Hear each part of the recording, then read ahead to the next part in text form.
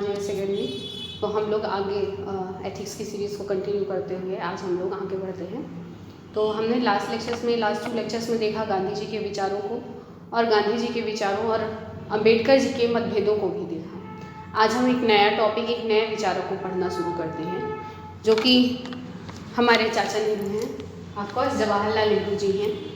तो आइए मैं सबसे पहले आप लोगों को ये श्योर कर देती हूँ कि मैं जवाहरलाल नेहरू जी की जीवनी नहीं पढ़ाने वाली हूँ यहाँ पे। आई थिंक हम सभी ने जवाहरलाल नेहरू जी की जीवनी पढ़ रखी है कि वो क्या थे, उन्होंने क्या क्या किया स्वतंत्रता संग्राम में। तो आज हम वो सारी चीज़ें नहीं देखने वाले हैं। आज हम जवाहरलाल नेहरू जी के विचारों को देखने वाले हैं, उनके क्या विचार थे, एक नैतिक विचारक के रूप में उनको पढ़ने वाले हैं।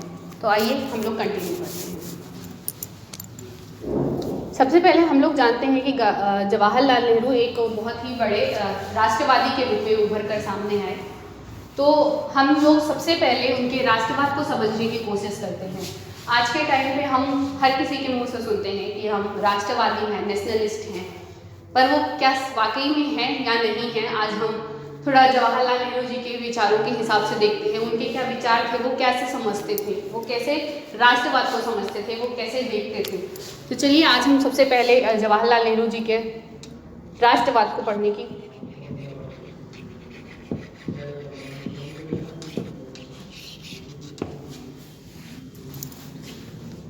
जवाहरलाल नेहरू जी के राष्ट्रवाद को पढ़ने की कोशिश करते हैं।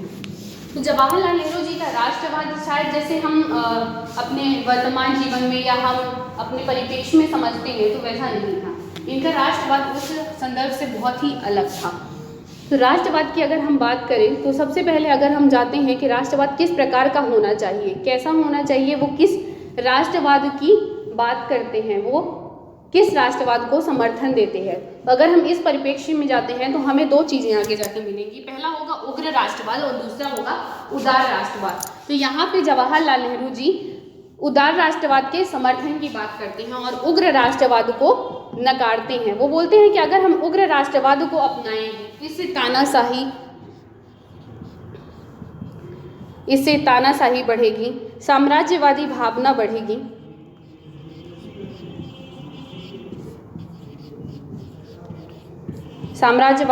बढ़ेगी, तानाशाही बढ़ेगी, असहिष्णुता बढ़ेगी, एक दूसरे को टॉलरेट करने की शक्ति कम होगी।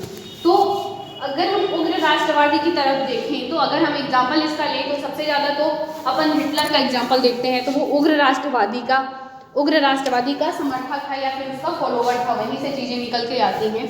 तो अपन उग्र राष्ट्रवाद में मुसोलिनी और हिटलर को पढ़ते हैं। तो उग्र राष्ट्रवाद का परिणाम क्या होता है? तानाशाही होगी, साम्राज्यवादी होगी, असहिष्णुता बढ़ेगी, कट्टरपंथी बढ़ेगी।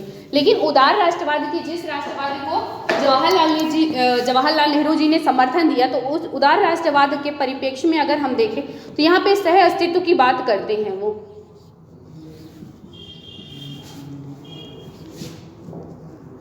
सह अस्तित्व की बात करते हैं। वो बोलते हैं कि उदार राष्ट्रवाद हमें हमेशा लिबरल होना चाहिए, चाहे वो किसी भी परिप्रेक्ष्य में हो, चाहे वो राष्ट्रों के परिप्रेक्ष्य में हो या फिर अपने सामाजिक जीवन के परिप्रेक्ष्य में हो। सह अस्तित्व की बात करते हैं। वो बोलते हैं अगर हमारे राष्ट्र का अस्तित्व है तो उसी प्रकार से दूसरे राष्ट्र का भी अस्तित्व है। ऐसा नहीं है कि हम सिर्फ अपने राष्ट्र की बात करते हैं, लेकिन जैसे ही दूसरे राष्ट्र की बात आती है तो उस मामले में हम पीछे हो जाते हैं और बोलते हैं नहीं, हमारा ही राष्ट्र सबसे उच्च है, हमारा ही राष्ट्र सबसे ज़्यादा श्रेष्ठ है। तो वो ऐसे इस भावना के विपरीत थे। वो बोलते हैं सह अस्तित्व की बात करते हैं। बोलते हैं जिस प्रकार से हमारे राष्ट्र का अस्तित्व है उसी प्रकार से दूसरे राष्ट्र का भी अस्तित्व है, अतः हमें उदार राष्ट्रवादी होना चाहिए। तो अगर ऐसा क्वेश्चंस आते हैं कि जवाहरलाल नेहरू जी के राष्ट्रवाद को समझाइए, तो हम इसकी शुरुआत ही इस प्रकार से कर सकते हैं कि जवाहरलाल नेहरू उग्र राष्ट्रवाद के विरोध, उग्र राष्ट्रवाद की जगह उदार राष्ट्रवाद के समर्थक थे।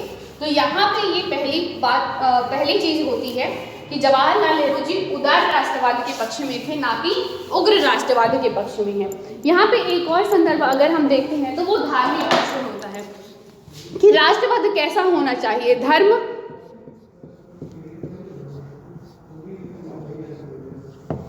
धर्म निरपेक्ष होना चाहिए या धर्म सापेक्ष होना चाहिए। धार्मिक होना चाहिए या धर्मनिरपेक्ष होना चाहिए। अगर इसे भारतीय संदर्भ में देखें तो इस धर्मनिरपेक्ष को यहाँ पे पंथ निरपेक्ष की बात की गई है हमारे संविधान में।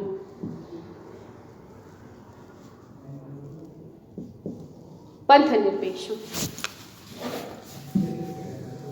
धर्म या पंथ को यहाँ पे अलग अलग माना गया है, क्योंकि अगर हम भारतीय संदर्भ की बात करते हैं तो धर्म का अर्थ हमारे शास्त्रों में, हमारे पुराणों में लिखा गया है कि धर्म एक नैतिक मूल्य है। धर्म अर्थात होता है कि किसी के लिए दया, किसी के लिए प्रेम, करुणा, ये सारे जितने भी नैतिक गुण हैं वो सारे धर्म के अंदर आ जाते हैं।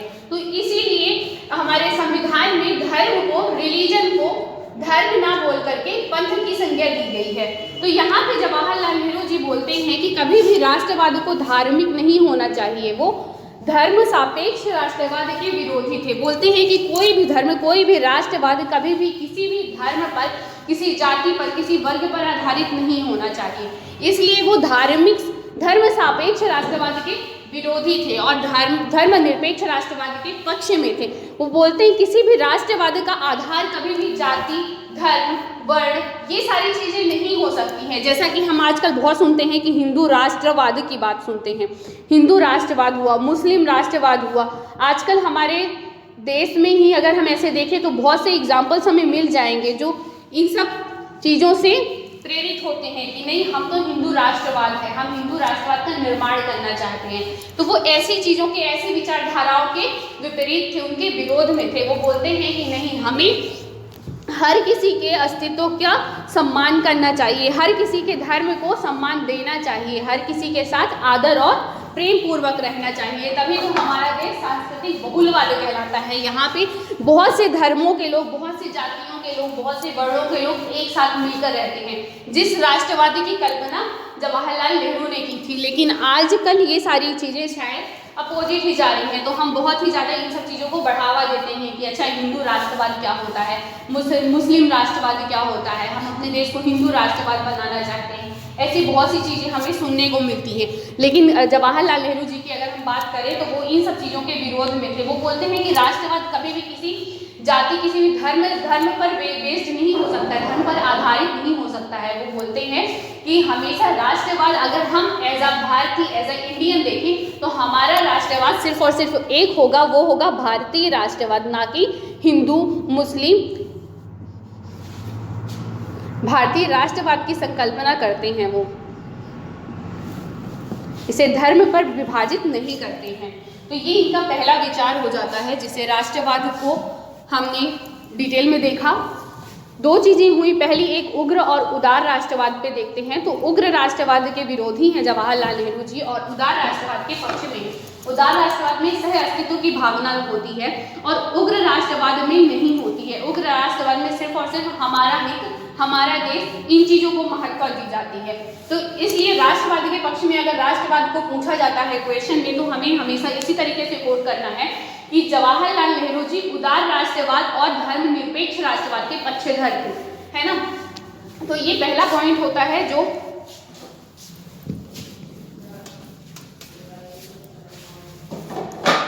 दूसरी चीज अपन देखते हैं, समाजवाद की बात करते हैं। लोग अपन ये भी जानते हैं कि जवाहरलाल नेहरू जी समाजवाद के समर्थक थे, लेकिन वो किस प्रकार का समाजवाद चाहते थे, तो इसकी भी हम थोड़ी सी स्टडी करते हैं। समाजवाद का मूल मंत्र होता है समानता से। इसका मूल मंत्र, ये इसका मूल्य क्या है, इसकी वैल्यू क्या है, ये किस लिए लाया गया, तो इसका सबसे बड़ा मूल मंत्र समानता है। ये इक्वलिटी की बात करता है। लेकिन यहाँ पे भी समाजवाद की दो अवधारणा उभर कर सामने आती है। पहली होती है मार्क्सवादी और दूसरी होगी लोकतांत्रिक। मार्क्सवादी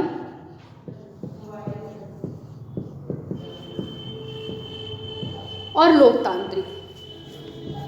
तो यहाँ पे जवाहरलाल नेहरू जी लोकतांत्रिक समाजवाद के पक्षधर थे। वो बोलते हैं कि हमें संवैधानिक सुधारों के माध्यम से अपने देश में समाजवाद को स्थापित करना होगा, ना कि मार्क्सवादी विचारधारा के आधार पर। मार्क्सवादी सर्वहारा वर्ग के हित की बात करते हैं, सर्वहारी वर्ग के हित की बात करते हैं। और वो हित चाहे किसी भी माध्यम से हो, चाहे वो हिंसा के माध्यम से हो या फिर अन्य किसी भी माध्यम से हो। तो यहाँ पे मार्क्सवादी सर्वहारा वर्ग की बात करते हैं, सर्वहारी वर्ग की बात करते हैं, परंतु जवाहरलाल नेहरू जी लोकतांत्रिक समाजवाद को समर्थन देते हैं। वो बोलते हैं कि नहीं, अगर हमें अपने देश में समाजवाद की स्थापना करना है तो लोकतांत्रिक आधारों पे करना चाहिए, संवैधानिक सुधारों पे करना चाहिए, प्रगतिशील विचार होने चाहिए हमारे। तो वो लोकतांत्रिक समाजवाद के पक्षधर थे। तो यहाँ पे हमने समाजवाद के भी दो पक्षों को देख लिया, एक लोकतांत्रिक हो गया और दूसरा मार्क्सवादी हो गया। तो लोकतांत्रिक समाजवाद के वो पक्षधर थे। लोकतंत्र मतलब लोगों का तंत्र हो, जहाँ पर लोगों का शासन हो, जहाँ पर हमारे सर्व हमारी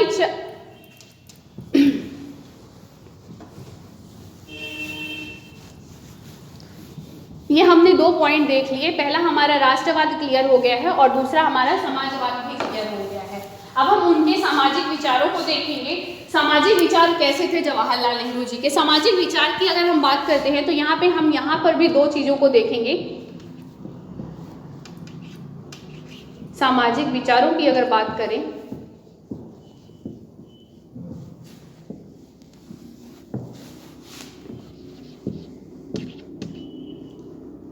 तो जवाहरलाल नेहरू जी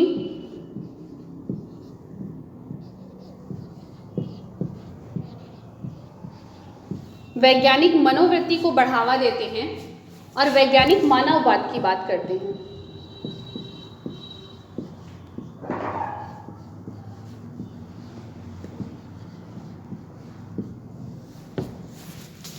साइंटिफिक टेम्परामेंट की बात करते हैं। वैज्ञानिक मनोवृत्ति अर्थात साइंटिफिक टेम्परामेंट की बात करते हैं।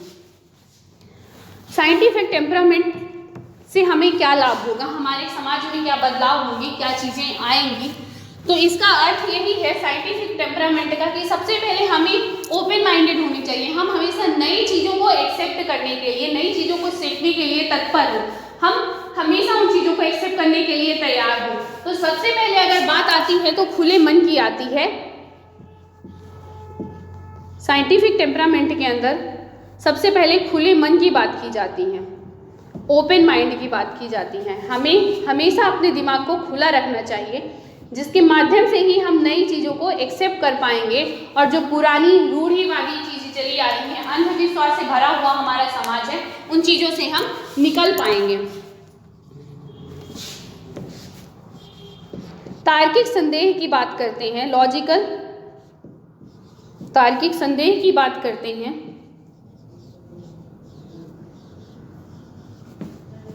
जवाहरलाल नेहरू जी तार्किक संदेह की भी बात करते हैं कि अगर आपके दिमाग में ऐसी कोई चीज़ें आ रही हैं कि ऐसा क्यों है, तो उस क्यों का हमें आंसर ढूंढना चाहिए। ये गलत नहीं है, अगर हमारे दिमाग में ऐसी चीज़ें आ रही हैं तो हमें उसका सॉल्यूशन ढूंढना चाहिए, ना कि ये मान के बैठ जाना चाहिए कि नहीं ऐसा ही होता है तो ऐसा ही होता रहेगा। तो हमें हमेशा लॉजिकल पॉइंट ऑफ व्यू रखना चाहिए किसी भी बात को लेकर के, किसी भी चीज़ को लेकर के। अगर हमारे मन में या फिर हमारे समाज में ऐसी कोई भी चीज़ आ रही है तो हमें उसके लिए तार्किक संदेह रखना चाहिए, लॉजिकल होना चाहिए, लॉजिकल पॉइंट ऑफ व्यू होने चाहिए। नवाचार की बात करते हैं, वो नई खोजों की, नवाचार की बात करते हैं। बोलते हैं नई खोजें होती रहनी चाहिए, जितनी ज़्यादा नई खोजें होंगी उतनी ही ज़्यादा हमारी सोच को क्या होगा, विकास मिलेगा, हमारी सोच प्रगतिशील होगी और हम नई नई चीज़ों को क्या करेंगे, एक्सेप्ट करेंगे। जितनी भी ज़्यादा खोजें होंगी साइंटिफिक, उसका क्या होगा, उसका प्रमाणन होगा, तो उतनी ही हमारे समाज की प्रगति होगी। तो वो नवाचार को भी बढ़ावा देते हैं। वैज्ञानिक मनोवृत्ति के अंतर्गत ये सारी चीज़ें आएंगी। वो दूरदर्शिता को बात करते हैं और बोलते हैं हमें उन्हीं तथ्यों को स्वीकार करना चाहिए जिनका प्रूफ हो, जिनका प्रमाण हो। तो वो ऑब्जेक्टिविटी की भी बात करते हैं।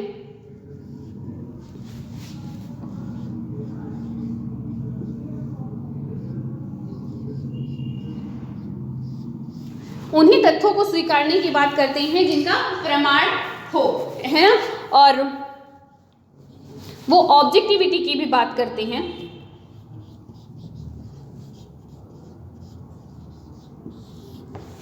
वो ऑब्जेक्टिविटी की भी बात करते हैं, ना कि सब्जेक्टिविटी की, क्योंकि जैसे ही सब्जेक्टिव होती हैं कोई चीज़ें तो हर व्यक्ति अपने तरीके से उनको इंटरप्रेट करना चालू कर देता है। तो जितने भी व्यक्ति होंगे, जितने भी लोग होंगे, वो अपने अपने तरीके से चीज़ों को इंटरप्रेट करना चालू हो जाएंगे। लेकिन जैसे ही उसमें तथ्य जुड़ेंगे, जैसे ही वो चीज़ें प्रूफ हो जाएंगी, कुछ ऑब्जेक्ट आ जाएगा, तो वैसे ही वो चीज़ें क्या हो जाएंगी, प्रमाणित हो जाएंगी और वहीं पे उसका खत्म हो जाएगा। अपने अनुसार चीज़ों को मानना या फिर अपने अनुसार चीज़ों को ढालना, वो सारी चीज़ें समाप्त हो जाएंगी।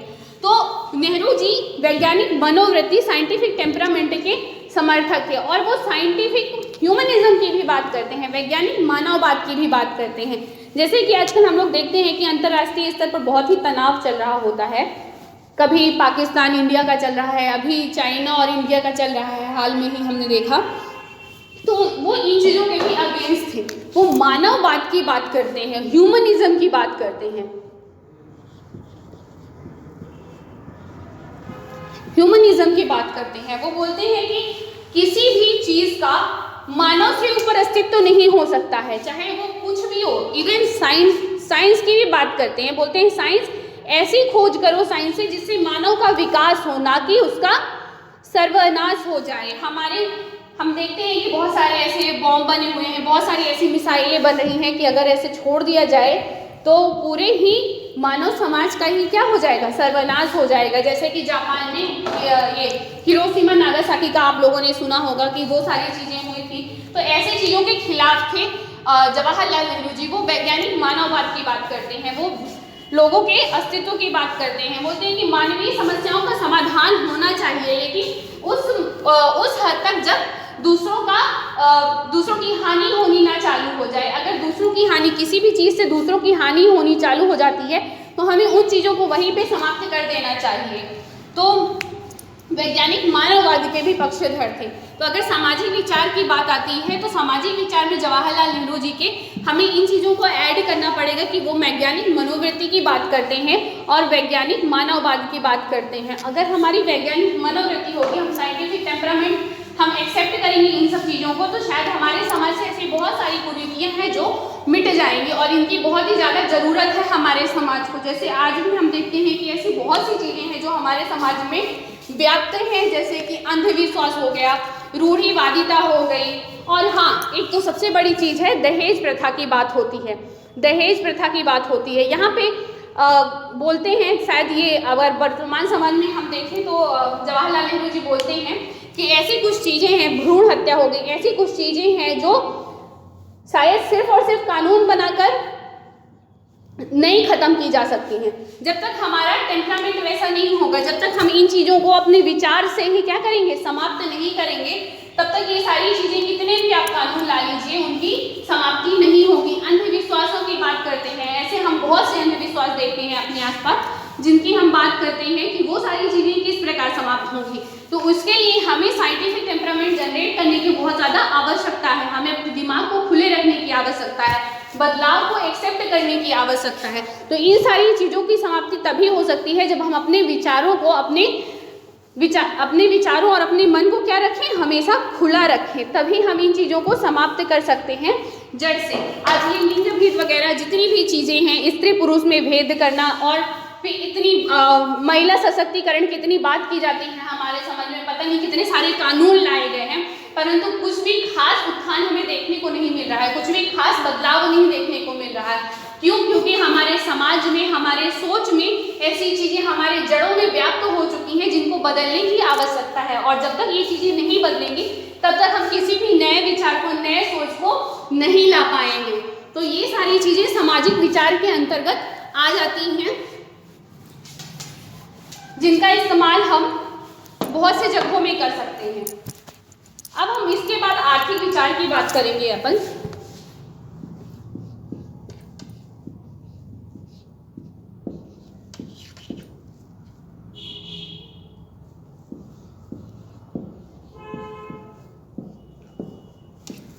आर्थिक विचार की बात करें तो मिश्रित अर्थव्यवस्था की बात करते हैं जवाहरलाल नेहरू जी। यहाँ पे अभी हाल में ही आ चुका है 1991 से जो उदारीकरण का दौर चालू हुआ, तो ये जवाहरलाल नेहरू जी के विचारों से काफी काफ़ी सहमत काफ़ी उससे बोले प्रेरित है ना।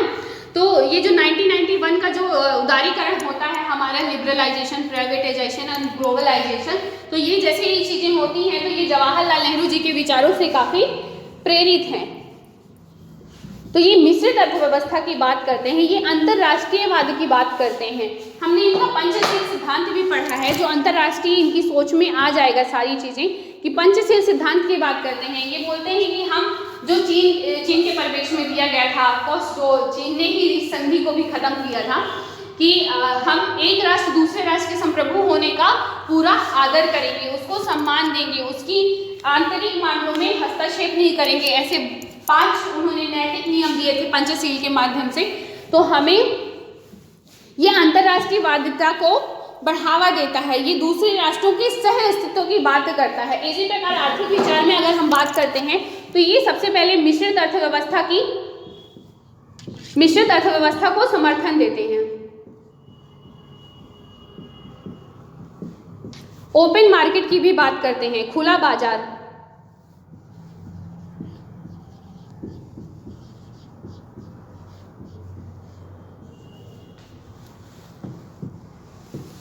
औद्योगिकरण के समर्थन में है।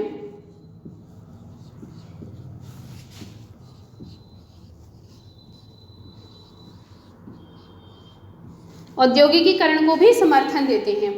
ये औद्योगिकीकरण से हमें हुआ कि हमारे देश में जितने भी IIT, IIM, इसरो, DRDO, इतने सारे संस्थान, इतने बड़े बड़े संस्थान हैं, ये सारे संस्थान जवाहरलाल नेहरू जी के ही लाए हुए हैं, जो हमारे देश को आज इतना आगे लेकर के जा रहे हैं। तो इन सारी चीज़ों के पक्षधर थे जवाहरलाल नेहरू जी। और सबसे इम्पॉर्टेंट चीज़ रह गई कि पंचवर्षीय योजना।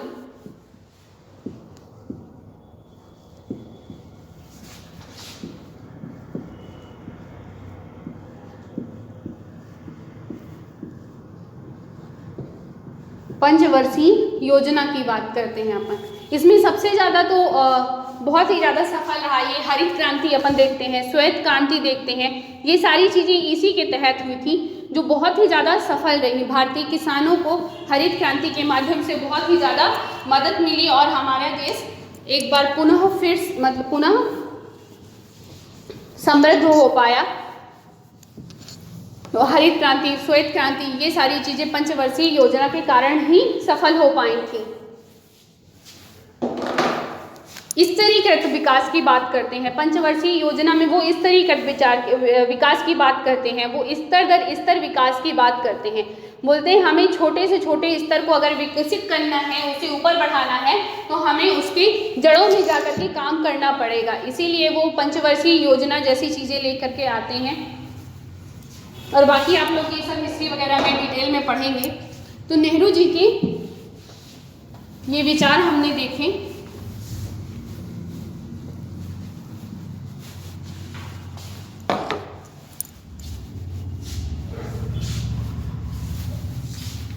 एक लाइन है नेहरू जी की काफ़ी अच्छी, राष्ट्रवाद को लेकर के उन्होंने बोला था ये चीज़ कि राष्ट्रवाद बहुत अच्छा है एक संदर्भ में, क्योंकि इसे राष्ट्रवाद को उन्होंने 2 चीज़ों से तुलना की हुई थी, एक अविश्वसनीय मित्र से और एक असंदिग्ध इतिहासकार से उन्होंने इसकी राष्ट्रवाद की तुलना की है। एक अविश्वसनीय मित्र से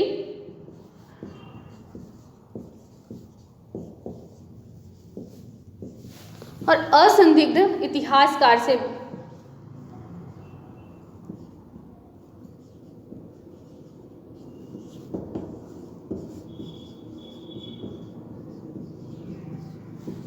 इतिहासकार से राष्ट्रवाद की तुलना करते हैं। वो बोलते हैं कि एक हद तक तो ये चीज़ें ठीक है, लेकिन जैसे ही ये चीज़ें अति में जाएंगी तो हमारे समाज में ये अव्यवस्था फैलाएंगी, हमारे समाज में ये कट्टरता लेकर के आएंगे। तो इसलिए हमें इन सारी छोटी छोटी चीज़ों का ध्यान रखना होगा, जिन्हें आज के समाज में भी बहुत ही ज़्यादा ज़रूरी है। आज के समाज में भी ये सारी चीज़ें लेकर के आना, जैसे साइंटिफिक टेम्परामेंट हो गया और ये सारी चीज़ें होंगी। राष्ट्रवाद की एक सही संकल्पना होनी चाहिए। राष्ट्रवाद तो अच्छा है, बहुत ही अच्छा है, लेकिन एक सही संकल्पना होनी बहुत ही ज़्यादा आवश्यक है। तो आज इतना ही। आई थिंक आप लोग को कुछ नया सीखने को मिला होगा। Thank you so much. For watching the lecture. Upon next lecture में मिलते हैं।